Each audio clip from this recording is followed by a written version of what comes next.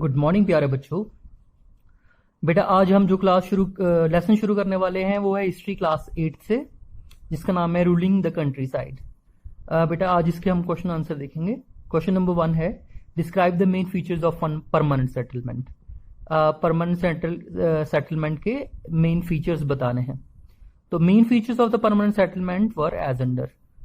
जो permanent settlement है उसके मेन फीचर इस तरह से हैं। पहला पॉइंट है इट वॉज इंट्रोड्यूस इन 1793। दूसरा है according to this the rajas and talukdar were recognised as zamindar. जो तालुक राजा थे या तालुकदार थे उनको जमींदार मान लिया गया इस सेटलमेंट के तहत। They were asked to collect the rent from the peasants and pay revenue to the company. अब उनको कहा गया कि आपको हक है, आप किसानों से रेंट जो है वो वसूल कर सकते हैं और आपको ये सब रेंट इकट्ठा करके रेवेन्यू जो है कंपनी को जमा करवाना है, पे करना है। इसका हक उन्होंने कंपनी ने जमींदार बना के उनको राजाज को और तालुकदार को उनको जमींदार बना दिया और ये हक उनको दे दिया। The amount to be paid was fixed permanently. इसीलिए जो उनको टैक्स लोगों से इकट्ठा करके जो कंपनी को देना होता था वो उसका रेट जो है वो फिक्स कर दिया, अमाउंट फिक्स कर दिया। इसीलिए तो इसको फिक्स्ड यहाँ परमानेंट सेटलमेंट कहते हैं, क्योंकि इसमें परमानेंटली एक ही रेट जो है वो टैक्स रेट है जो उन्होंने फिक्स कर दिया। ठीक है, इसीलिए इसको परमानेंट सेटलमेंट कहा गया। It would be a regular flow income for the company. इसलिए ये हमेशा से एक रेगुलर फ्लो ऑफ इनकम बन गया, कंपनी को हमेशा एक आमदनी बन गई जो हमेशा उसको आती रहती थी वक्त पे। At the same time it encourages the zamindar to invest in improving lands. तो बेटा और दूसरी तरफ जो जमींदार थे उनको भी ये लालच था कि हम ज़्यादा से ज़्यादा जो है वो टैक्स इकट्ठा करें और उसमें से जो फिक्स्ड है वो बेच देंगे कंपनी को, जो बचेगा वो खुद रख लेंगे। इसलिए वो उनको ज़्यादा से ज़्यादा उनको भी इनकरेजमेंट मिली कि इसके तहत वो क्या करेंगे और ज़्यादा से ज़्यादा रेवेन्यू इकट्ठा करेंगे। दूसरा क्वेश्चन है how was the Mahalwari system different from the permanent settlement. Mahalwari बेटा पंजाब के इलाके में महलवारी जो है वो एक विलेज को कहा जाता था, एक पीस ऑफ लैंड, बहुत बड़ा पीस ऑफ लैंड। मान लो एक उतनी बड़ी जमीन जितना गांव की होती है, तो पंजाब के इलाके में इसको महल कहते हैं, इस जमीन के टुकड़े को। इसलिए इस सिस्टम को एक महलवारी सिस्टम कहा गया। इसमें क्या होता था, ये सिस्टम जो है it was introduce in 1822। The established revenue of each plot with in village had added up to calculate the revenue that each village had to pay. Unlike permanent settlement revised periodically, permanent settlement में होता था कि rate जो होता था वो क्या होता था, टैक्स का रेट वो एक बार फिक्स हो गया परमानेंटली वो ही रहता था। मगर इसमें ये होता था कि रिवाइज होता था पीरियोडिकली रेट ऑफ टैक्सेशन। ठीक है, रेवेन्यू जो टैक्स रेवेन्यू होता था वो पीरियोडिकली चेंज होता रहता था, रिवाइज होता रहता था, परमानेंट नहीं था जैसे परमानेंट सेटलमेंट में था, ऐसा नहीं था इसमें महलवारी सिस्टम में। The change was given to the village headman, the charge was given to the village headman. चार्ज दिया था विलेज के हेडमैन को कि वही इकट्ठा करेगा सबसे टैक्स, रादर देन द जमींदार। इसमें जमींदार वगैरह नहीं थे। तो ये था basic difference from the Mahalwari system to the zamindari system. Question number 3 की तरफ चलते हैं बेटा। क्वेश्चन नंबर 3 में है give 2 problems which arises with in the new Monroe and Rothwari system of fixed revenue. The 2 problems which arose with the new Monroe system of fixing revenue were, एक तो था to increase the income revenue official fixed very high revenue demand which peasants were unable to pay. इसमें ये problem आई Monro system या fixed revenue system में कि उन्होंने इतना एक बार जो फिक्स्ड कर दिया हाई रेवेन्यू जो है, हाई टैक्स रेट, जो कि किसान जो हो गए वो अनेबल थे, वो पेमेंट करने में ना असमर्थ थे, वो कर ही नहीं पा सकते थे। एक बार इतना रेवेन्यू फिक्स हो जाता था, जहाँ फिर कोई अकाल आ जाते थे, मौसम अच्छा नहीं, बरसात प्रोड्यूस अच्छी नहीं हो पाती थी, तो ऊपर से हाई रेट ऑफ टैक्सेशन था तो वो बेचारे पे ही नहीं कर पाते थे। इसकी ये एक प्रॉब्लम थी। दूसरी प्रॉब्लम के बारे में जिक्र किया हुआ है, देखते हैं वो क्या है। The official amazed that the peasant would transform into rich farmers with this new system of revenue, but did not happen. Official समझते थे कि भाई नए सिस्टम से किसानों को ज्यादा फायदा हो रहा है। इस ऑफिशियल समझते थे कि इससे किसानों को फायदा हो रहा है, किसान ज्यादा अमीर हो रहे हैं, रिच हो रहे हैं, और इससे उनका क्या हो रहा है, तरक्की हो रही है किसानों की। मगर ऐसा बिल्कुल भी नहीं था, उल्टा इससे किसान को बहुत ज्यादा नुकसान हो रहा था। और वो इतना हाई रेवेन्यू, जो रेट ऑफ इंटरेस्ट जो उनके ऊपर था, हाई रेवेन्यू टैक्सेशन जो थी 60 से 70% था, जो कि उनके लिए देना तक मुश्किल हो गया था। और ऊपर से ऑफिशियल समझते थे नहीं नहीं ये तो उनको फायदा हो रहा है। हाँ जी बेटा, क्वेश्चन नंबर 4 है बेटा, why were the ryots reluctant to grow indigo. Ryot जो थे वो इंडिगो की जो है ग्रो नहीं करना चाहते थे। ठीक है, ऐसा क्यों था? तो जो रॉयत है बेटा उसको कहते हैं पीजेंट ही कहते हैं। ठीक है, साउथ के इलाकों में। तो जो पीजेंट थे वो इंडिगो क्यों नहीं लगाना चाहते थे? इंडिगो नील की खेती होती है जिससे हम कपड़े वपड़े धोते हैं ना, उजाला वगैरह। तो वो पहले एग्रीकल्चर के थ्रू उगाया जाता था, तो वो उसको क्यों नहीं उगाना चाहते थे फार्मर्स? तो क्वेश्चन का आंसर में पार्ट 1 है, the price they got for the indigo they produce was very low. जो उनको कीमत मिलती थी बहुत कम होती थी, and they were unable to pay the loans which they have taken from the planters.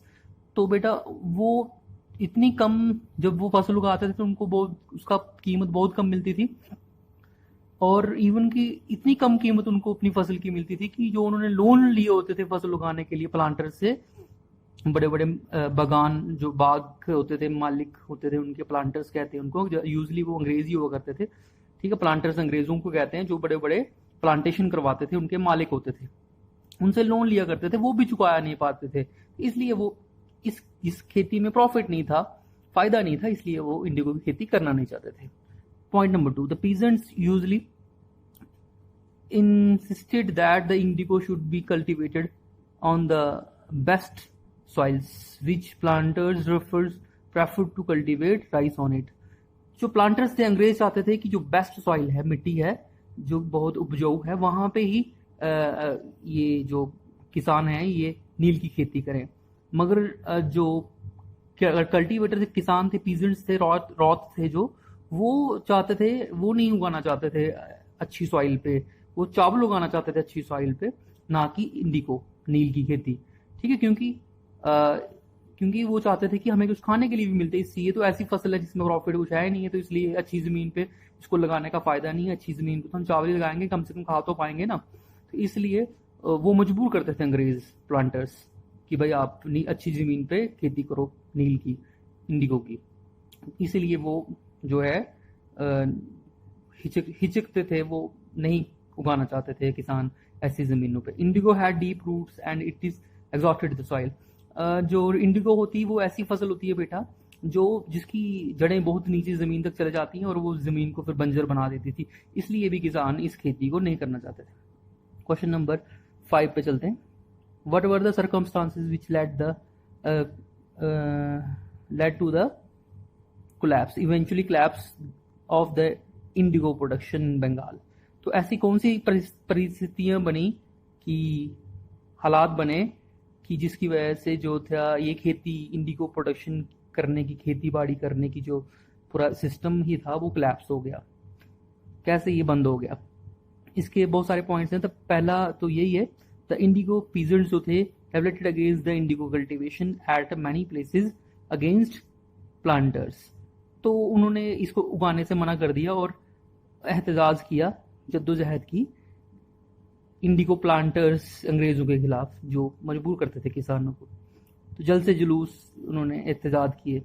इस वजह से इवन द जमींदार supported them against Indigo planters. अंग्रेजों का साथ भी जो था वो नहीं दिया जमींदारों ने, उल्टा उन्होंने पीजेंट्स का साथ दिया इसको, कि उनको भी पता था, क्योंकि जमींदार होते बेसिकली कौन थे, वो तो गांव के ही लोग होते थे ना, तो उनको पता था ये इस खेती बाड़ी में फायदा नहीं है किसानों को, तो वो उन्होंने भी इस मसले में किसानों का ही सपोर्ट किया। इंडिगो प्लांटर्स के खिलाफ। तीसरा, इंटेलेक्चुअल पीपल जो थे उन्होंने अपने लेखक जो थे या फिर अखबारों के जर्नलिस्ट थे, उन्होंने भी किसानों की दुर्दशा के बारे में, रॉयत की दुर्दशा के बारे में और ऐसे इसकी बुरे प्रभाव इंडिगो सिस्टम के इसके खिलाफ लिखा, और जिससे लोगों में जानकारी आई और इसकी वजह से भी अल्टीमेटली जो सिस्टम था इंडिगो कल्टीवेशन का वो खत्म हो गया, कोलैप्स हो गया। Discovery of synthetic dyes in the right in 19th century in Germany. तो बेटा क्या हुआ, उल्टा क्या हुआ, फिर ये एक सिंथेटिक नील निकल गया जर्मनी में, खास करके लेबोरेटरी में जब नील प्रोड्यूस करने लगे अब सस्ते कीमत में, और वो भी अच्छी क्वालिटी का नील बनाने लगे लेबोरेटरी के अंदर ही, तो खेती बाड़ी करने की जरूरत नहीं पड़ी। डिस्कवरी हुई सिंथेटिक नील की या इंडिगो की, जिसको जो सिंथेटिक डाइज भी कहते हैं, तो उसकी वजह से भी फिर इसकी जरूरत ही नहीं पड़ी कल्टीवेशन करवाने की, इसकी वजह से भी इंडिगो कल्टीवेशन का सिस्टम कोलैप्स हो गया इंडिया में। और दूसरा, लास्ट में महात्मा गांधी ने भी मूवमेंट शुरू कर दी इंडिगो प्लांटर्स के खिलाफ, अंग्रेजों के खिलाफ, इससे ये पूरा सिस्टम कोलैप्स हो गया। चलते हैं question number 6। Who was diwans? Diwan क्या होते थे? A diwan was the chief finance administrator.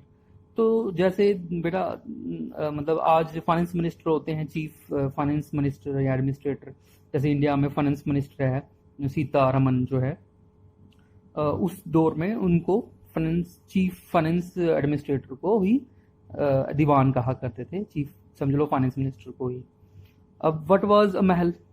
हमने पहले भी डिस्कस किया है कि महलवारी सिस्टम में महल जो होता है इज अ रेवेन्यू स्टेट, मतलब स्टेट का मतलब होता है लैंड विच में बी अ विलेज और ग्रुप ऑफ विलेजेस। तो पीस ऑफ लैंड ऐसा होता है जहाँ एक ही गांव में एक मतलब पूरी जमीन जो आती है, जहाँ पे 2, 4, 5, 10 गांव मिलके जितनी जमीन होती है, वो सारे जमीन के टुकड़े को स्टेट कहते थे, या फिर उस टाइम पे महल भी कहते थे। और what are plantation? Plantation are large farms on which the commercial crops are grown through the migrants labourer. तो प्लांटेशन एक ऐसा बड़ा इलाका होता है जहाँ पे एक ही फसल को, एक ही क्रॉप को कमर्शियल यूज के लिए, बेचने के लिए उगाया जाता था। बड़े माइग्रेंट्स लेबर बहुत उसमें इस्तेमाल होती थी, और यूजली प्लांटेशन जो करवाई जाती थी वो किन चीज़ों की? एग्जाम्पल इंडिगो जैसे हमने बात की ऊपर, बनाना की, टी की, कॉफ़ी की, कैश्यू की, है ना, इन सब चीज़ों की खेती बाड़ी के लिए प्लांटेशन होती हैं। बड़े बड़े एरिया ज़मीन को खरीद लेते हैं प्लांटर्स, अंग्रेज वगैरह, तो फिर वो क्या करते हैं, ऐसे इलाकों में वो मतलब फसलें ऐसी उगाते हैं जिसको बेचकर वो पैसा कमा सके। प्लांट उसको कहते हैं कमर्शियल फार्मिंग। अब है हु आर स्लेव? स्लेव कौन थे? Slave are the person who are owned by someone. Slave ऐसे समझ लो आप, एक गुलामी होते थे। इसको एक इंसान जो है स्लेव को खरीद लेता था, एक बार उसकी पेमेंट उसके मालिक को दे देता था, फिर वो अपने पास उसको ले आता था, उसको खाना वाना देता था, मारता पीटता भी था, तो पूरी उम्र वो गुलाम बन के रहता था जब तक कि वो मर ना जाए। तो इस तरीके से वो पूरी जिंदगी अपने मालिक की गुलामी करता रहता था, तो उसको स्लेव्स कहते हैं। इसके साथ ही बेटा ये सारे क्वेश्चन आंसर इस लेसन के खत्म हुए। ठीक है, तब तक अब बढ़ेंगे नेक्स्ट लेसन की तरफ, तब तक के लिए खुदा हाफिज, बाय।